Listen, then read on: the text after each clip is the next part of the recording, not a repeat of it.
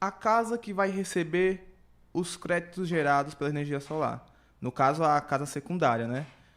Ela paga alguma taxa mínima, alguma coisa assim? Perfeito, show de bola. Antes de responder diretamente essa pergunta, eu acho que é válido a gente contextualizar, né? Quais taxas existem na energia solar? O que é uma residência secundária? O que é tudo isso? Para quem não sabe, a energia solar no Brasil hoje ela funciona assim.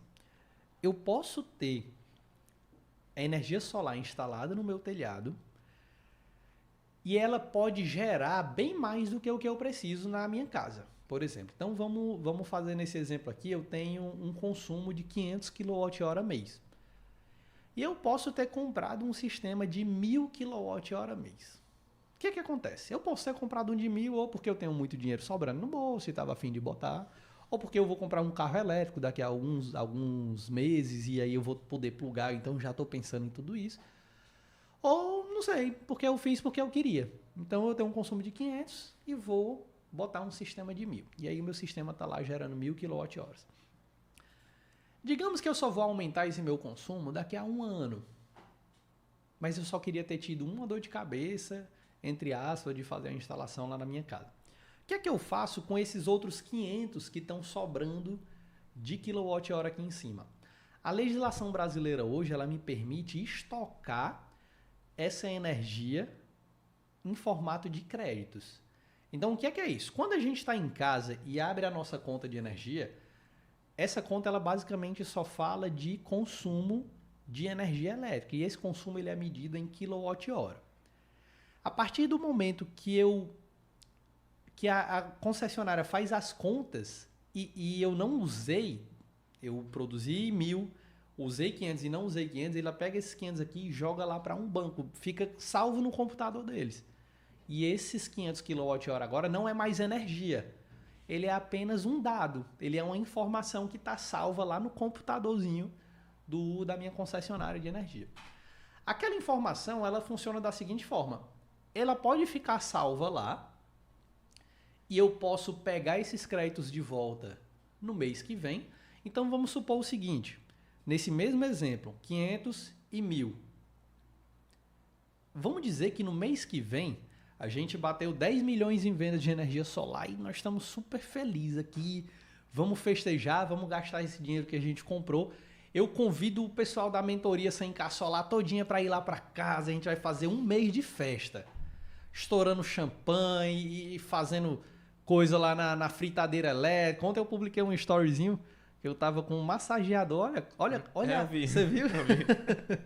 Ontem eu tava com um massageador elétrico nos meus pés, cara. Eu nunca imaginei na minha vida que eu ia me dar essa mordomia. Isso é uma mordomia, né? Da Polishop. Aí depois eu vou contar essa história pra vocês. Como que esse negócio da Polishop foi parar lá em casa.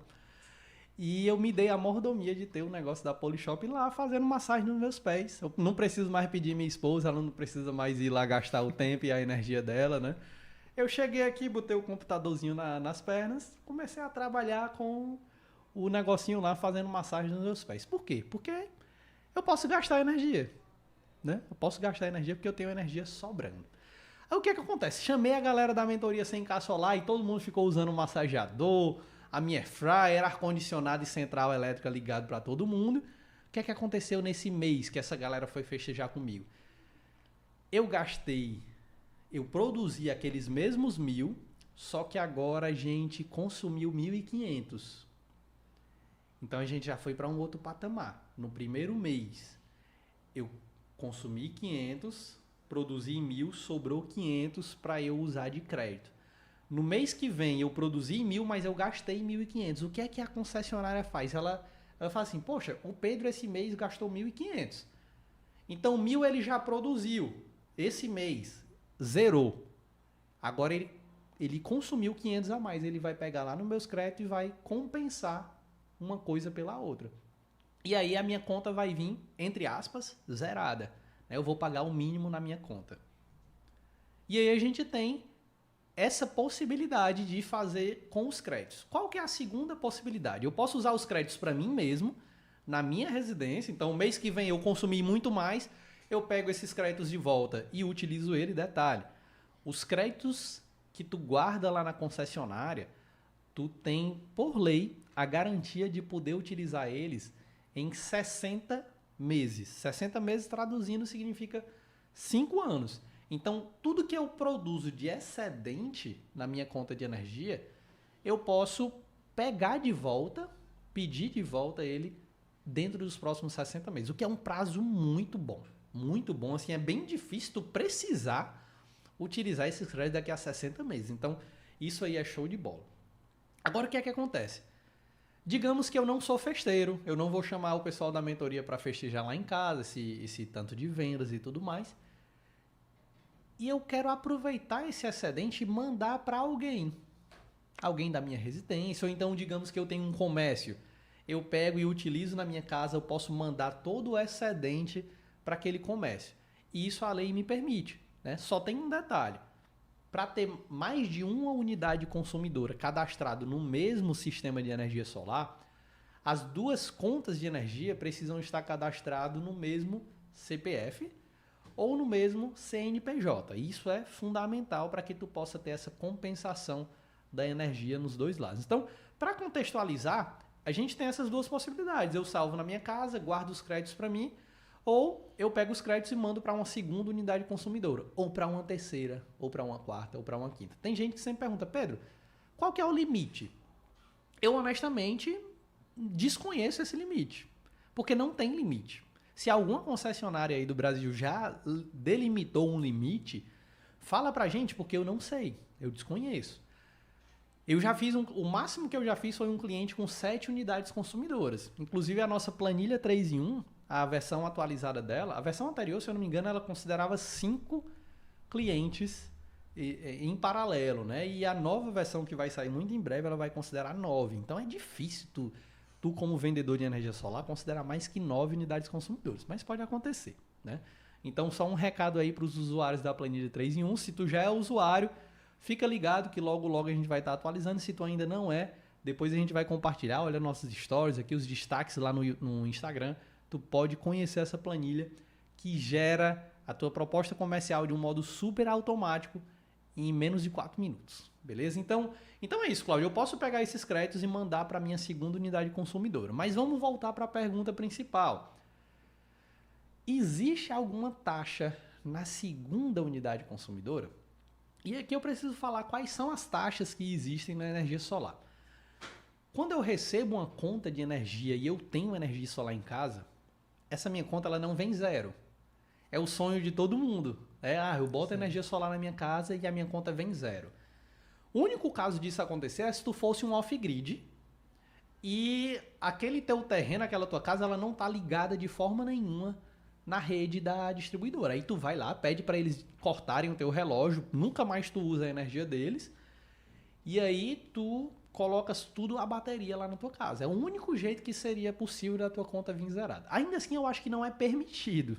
Eu acredito que é obrigatório, isso aqui eu realmente não tenho certeza, mas acredito que é obrigatório. Se tu tá morando, se existe gente morando, eu acho que é igual a conta de água, né? A conta de água, a gente precisa ter... Por mais que eu tenha um poço em casa, por exemplo, eu tenho que ter pelo menos um pouquinho, para o comercial, pelo menos, eu preciso ter pelo menos um pouquinho ali da minha distribuidora de água, digamos assim, né? E eu acredito que para energia elétrica é a mesma coisa. Mas o único jeito da tua conta vir zerada é nesse caminho. Então, Pedro, se não vem zerado, o que é que vem cobrando na minha conta? A primeira coisa é a taxa de iluminação pública. Então, a tua conta, mesmo com energia solar, ela vai vir cobrando, a conta do teu cliente, né? Ela vai vir cobrando a taxa de iluminação pública. Por quê? Porque ele está utilizando. Quando ele abre o portão lá da casa dele, tá claro de noite, né? Então ele está utilizando e, enfim, todo mundo tem que dividir essa conta, né? Eu acho que é mais do que justo a gente dividir. Só tem uma coisa que eu não gosto na taxa de iluminação pública, é que ela é proporcional ao nosso gasto, ao nosso consumo. Então, se eu consumo 100 kWh por mês de energia, eu vou, um exemplo fictício, tá bom? Eu vou ser cobrado R$20 de taxa de iluminação pública.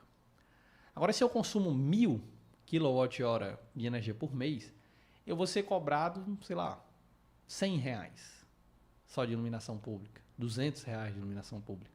Então, assim, é uma taxa proporcional. Isso eu não gosto, Porque independente do tanto que eu tô consumindo, o poste lá do lado de fora tá gastando a mesma energia. Mas aí, enfim, é uma forma como a lei já foi organizada e é isso que acontece. Mas eu não gosto desse formato, né? Então a primeira coisa que vai vir cobrando é a tua conta, é a tua taxa de iluminação pública. A segunda cobrança, a segunda taxa que existe na tua conta de energia elétrica é a taxa de disponibilidade. Então o que é isso? Taxa de disponibilidade na energia solar é aquela taxa que a concessionária de energia cobra para tu utilizar a rede elétrica deles. Por exemplo, quando é de noite, eu preciso utilizar a energia proveniente da concessionária de energia elétrica. Então é justo, de certa forma, né? Se é de noite eu não tenho energia solar, eu uso a deles. Durante o dia eu uso a energia solar e o que sobra eu fico injetando lá na rede deles. No final do mês eles vão fazer a compensação. Pô, o Pedro gastou mais ou produziu mais? E aí vai vir a minha conta de energia. Então, a segunda taxa que eles me cobram é essa. Quanto? A taxa de iluminação pública, como eu já falei, é proporcional ao teu consumo. Agora, a taxa de disponibilidade ela é fixa. Isso é legal porque me dá previsibilidade de quanto que vai vir minha conta, pelo menos um valor médio. Se eu sou um cliente monofásico, eu vou pagar referente a 30 kWh por mês. Então, por mais que eu produza energia suficiente para o meu consumo próprio, a concessionária vai me cobrar 30 kWh mês se eu tenho um estabelecimento ou uma residência monofásico. Se esse estabelecimento for bifásico, a concessionária me cobra 50 kWh por mês como tarifa, como taxa. E por fim, se eu sou trifásico, a concessionária vai me cobrar 100 kWh mês. Pedro, mas quanto que é isso? O valor do quilowatt-hora no Brasil ele é diferente para cada estado, né? Então, tem estado que eu já vi alguns colegas compartilhando no grupo que estava cobrando, se eu não me engano, 70 centavos. Aqui em Fortaleza, por exemplo, é cobrado 85, em média, 84 aproximadamente, 84 centavos por quilowatt-hora. E tem lugares que é mais caro do que isso. Se eu não me engano, a gente pegou uma conta, não sei se tu lembra disso, Cláudio. Eu acho que alguém mandou no grupo da mentoria uma conta que eu acho que era 90 centavos. Se eu não me engano, era de São Paulo. Se tiver alguém aí ao vivo e puder tirar essa dúvida aqui da gente, se eu não me engano. Então, assim, esse valor é variado. Então, vamos fazer um exemplo. Se eu sou monofásico e tenho que pagar essa taxa de 30 kWh mês, vamos supor que aqui no meu estado é R$1, vai vir me cobrando R$30 de taxa de disponibilidade. Então, eu pago essas duas coisas.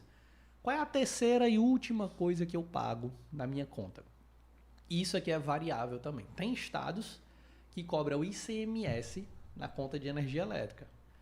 E esse ICMS ele incide em apenas uma das tarifas. Hoje, a maioria das concessionárias elas estão dividindo, elas estão organizando mais, detalhando mais a nossa conta de energia. E tem duas tarifas principais lá. Uma é a TE, que é a tarifa de energia, e a outra é a TUSD. A TUSD ela é uma tarifa que está relacionada à distribuição de energia. Então, a TE está mais relacionada àquela energia que tu gastou. Então, eu gosto sempre de transformar a energia elétrica em água. Porque parece que quando a gente fala de água é mais fácil da pessoa enxergar o que é que está rolando. A energia elétrica a gente não enxerga, né? Então, imagina que eu tenho uma caixa d'água aqui cheia de água. Quando eu consumo aquela água todinha, a minha caixa d'água é zerada, a minha TE é como se fosse por todo aquele volume que acabou. Então, eu vou ser cobrado por aquele volume. Já a TUSD é como se eu estivesse sendo cobrado pelo trabalho que a empresa teve de trazer a água lá do rio, do açude, seja de onde for, e ela vem bombeada, tem a série de problemas lá no meio do caminho, os custos dele e tal, ela vem chega na minha caixa d'água. Então, essa é a taxa relacionada a esse transporte, a todo esse processo, né? Então, na TUSD, que é essa tarifa relacionada à distribuição, inclusive a TUSD ela é mais cara do que a TE, ela incide ICMS em alguns estados. Alguns estados do Brasil não cobram ICMS, até para incentivar a energia solar, e alguns outros estão cobrando. E existe aí uma luta muito forte do mercado para ver se a gente consegue derrubar isso. Se Deus quiser, a gente vai derrubar. E na TUSD é cobrado ICMS. ICMS de quanto, Pedro? Também depende. cada estado cobra um ICMS diferente. Nem todo mundo tem o mesmo ICMS. Aqui no Ceará é 27%. Então, na nossa TUSD, vai vir lá 27%. A nossa TUSD, se eu não me engano, aqui, né, como exemplo, é 47 centavos, se eu não estou enganado. E 13 centavos são extraídos dessa TUSD. E acaba que, na hora de eu compensar a minha energia solar... Então, assim, como que vem a conta de energia? Ela vem positivo, ela vem negativo para o que eu consumi. Então, ele vai dizer lá na TUSD, menos R$100. E ela vem positivo para o que eu gerei, porque no final das contas, eu vou saber quanto que eu gastei. Ou vice-versa, né? Tanto faz o sinal aí, é só para a gente ter uma ideia. No final das contas, eu vou saber quanto que eu tenho de ICMS para pagar. E esse ICMS ele vai incidir apenas na TUSD. Aqui no Ceará, por exemplo, 27%. Então, quando eu compenso na minha conta de energia, em vez de compensar 47, menos 13 vai dar o quê? 34, né? Então, ele compensa 34 e eu acabo pagando um pouquinho desse percentual lá na minha taxa final da energia solar.